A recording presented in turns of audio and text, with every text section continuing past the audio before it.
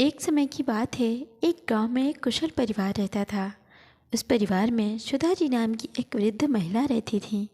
सुधा जी की दो बेटे और बहुएं थीं जो उनके साथ ही रहते थे।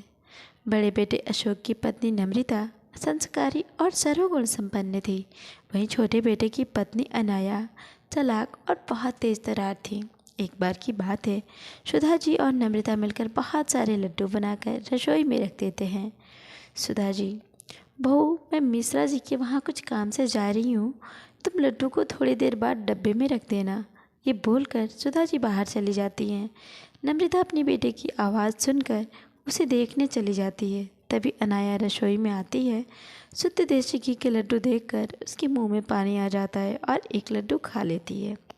वाह, इतने स्वादिष्ट लड्डू मैंने कभी नहीं खाए। एक काम करती हूँ, सारे लड्डू डिब्बे में रख लेती हूँ और एक प्लेट में ही छोड़ दूँगी, जिससे किसी को मुझ पर शक भी नहीं होगा और मैं आराम से खा पाऊँगी।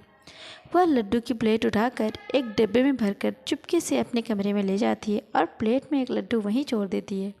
अपने कमरे में जाकर अनाया पेट भर कर लड्डू खाती है। पेट भर जाने पर वह लड्डू के डिब्बे को छुपा देती है। नम्रता अपने बेटे कार्तिक को सुला रही है, तभी सुधा जी घर आ जाती है। सुधा जी, नम्रता, अरे ओ नम्रता।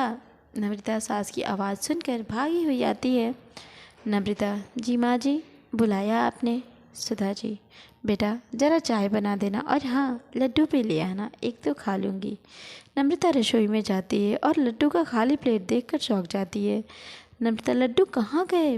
मैंने तो डब्बे में ही नहीं रखे, प्लेट में तो एक ही लड्डू है, अभी माँ को बताती हूँ। नम्रता सुधा जी को जाकर बात बता देती है। माँ जी, लड्डू रसोई में नहीं है, मैंने वहीं रखे थे और अब नहीं हैं। सुधा जी, क्या लड्डू तो तेरे सामने ही बनाए थे, फिर कहाँ गए? नम्रता, पता नहीं माँ जी, कार्तिक रो रहा था तो मैं कार्तिक के पास चली गई, उसे सुलाकर अभी आपकी आवाज़ सुनकर आ रही हूँ। सुधा जी रसोई में जाती है। अनाया लड्डू से भरा मुंह जल्दी जल्दी साफ़ करती है और रसोई में आती है। अनाया, क्या हुआ मम्मी जी, आप गुस्से में क्यों हो? सुधा जी, देखो ना बहू, यहाँ लड्डू के प्लेट रखे थे, अब देखो इसमें एक भी लड्डू नहीं, पता नहीं कौन खा गया। शुद्ध घी के लड्डू थे। तभी अशोक और राहुल भी आ जाते हैं और रसोई से लोगों की बातों को देख दोनों रसोई की ओर जाते हैं और अशोक अपनी माँ से मजाक में कहता है, क्या हुआ माँ, क्या हुआ, किस गहन विषय पर चिंतन चल रहा है? सुधा जी, अरे देखो ना बेटा, शुद्ध घी के लड्डू बनाए थे, पता नहीं कौन खा गया और अब इनमें एक भी नहीं है। तभी अनाया, आपके बाहर जाने के बाद तो नम्रता दीदी थी ना रसोई में, शायद कहीं उन्होंने ही। नम्रता, अनाया, ये क्या कह रही हो तुम?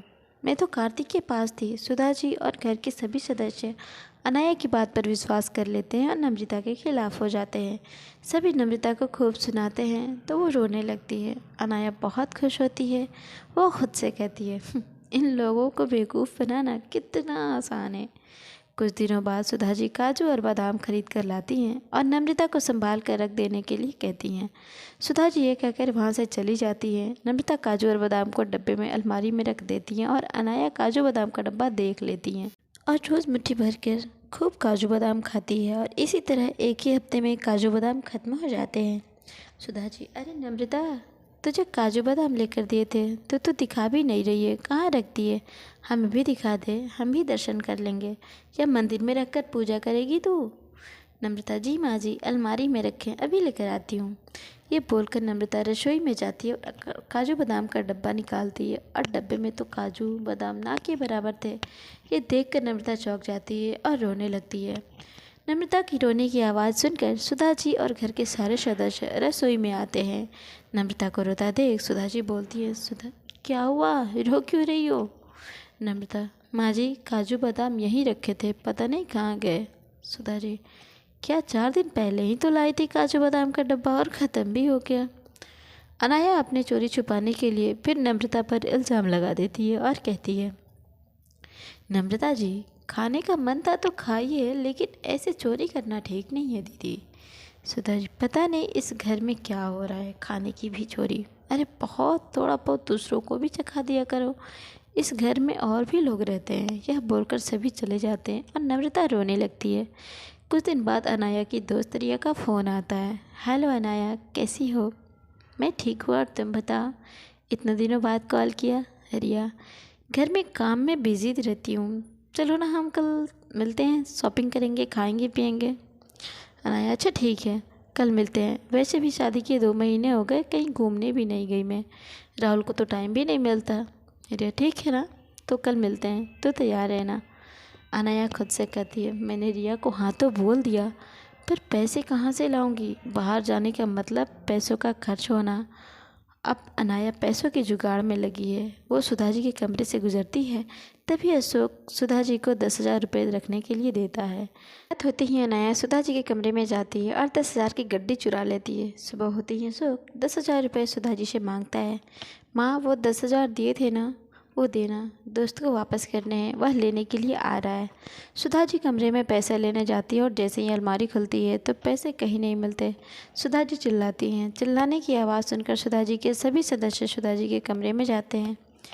क्या हुआ माँ, अब चिल्ला क्यों रही हो और इतनी घबराई हुई क्यों हो? सुधा जी, मैंने ये 10,000 रुपये रखे थे, अब नहीं है, पता नहीं कहाँ चले गए। अशोक, नहीं है मतलब? माँ, वो मेरे दोस्त के थे, वो आने वाला है, मैं कहाँ से ला कर दूंगा उसे। सुधा जी, कहीं ये काम बाहर के किसी आदमी का तो नहीं? लेकिन हमारे घर कोई आता भी तो नहीं है। हाँ माँ, आप सही कह रही हैं, अब मैं पुलिस को ही बुला लेता हूँ। हाँ, यही ठीक रहेगा, हमारे घर में कुछ ना कुछ चोरी हो रहा है। अब ये पैसे भी चले गए तो बुला ले बेटा पुलिस को। इसका नाम सुनते ही अनाया घबरा जाती है। अशोक का दोस्त पैसा लेने आता है और ये देखकर नम्रता जल्दी से अपने कमरे में जाती है और अपने बचाए हुए पैसे लाकर अशोक को दे देती है। नम्रता के पास 10,000 देखकर सभी लोग नम्रता पर शक करने लगते हैं। सुधा जी, ये पैसे कहाँ से आए तुम्हारे पास बहू? नम्रता, माँ जी, ये हमारे बचत किए हुए पैसे हैं। सुधा जी, बचत किए हुए या फिर चुराए हुए? देख बहू, सच बता दे। रिया की जान में जान आती है और नम्रता को कहने लगती है, नम्रता दी, अब इसकी भी चोरी, हद हो गई, अपने ही घर में चोरी। दीदी, आपको ये बातें शोभा नहीं देती। तभी पुलिस आ जाती है और पुलिस को देख अनाया घबरा जाती है। पुलिस नम्रता से पूछताछ करती है और नम्रता बेगुनाह साबित होती है। फिर पुलिस जब घर में एक एक कमरे की तलाशी लेती है, अनाया पूरी तरह से घबरा जाती है, क्योंकि अब पुलिस अनाया के कमरे की तलाशी ले रही होती है। पुलिस को नोट की गड्डी अलमारी में कपड़े के नीचे रखे मिल जाती है और साथ ही काजू बादाम का डब्बा और एक तो लड्डू भी।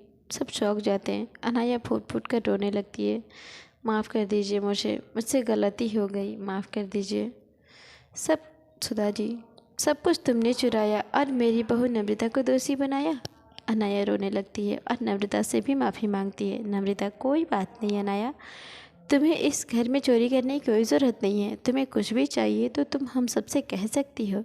तुम्हारी एक गलती ने तुम्हें कितनी बड़ी मुसीबत में डाल दिया। अनाया, मैं आप सबकी से माफ़ी मांगती हूँ, आगे ऐसा कभी नहीं करूँगी। नम्रता अनाया को गला लगा लेती है और सुधा जी नम्रता से माफ़ी मांगती है और नम्रता सबको माफ़ कर देती है और अब से सब खुशी खुशी ज़िंदगी जीते हैं।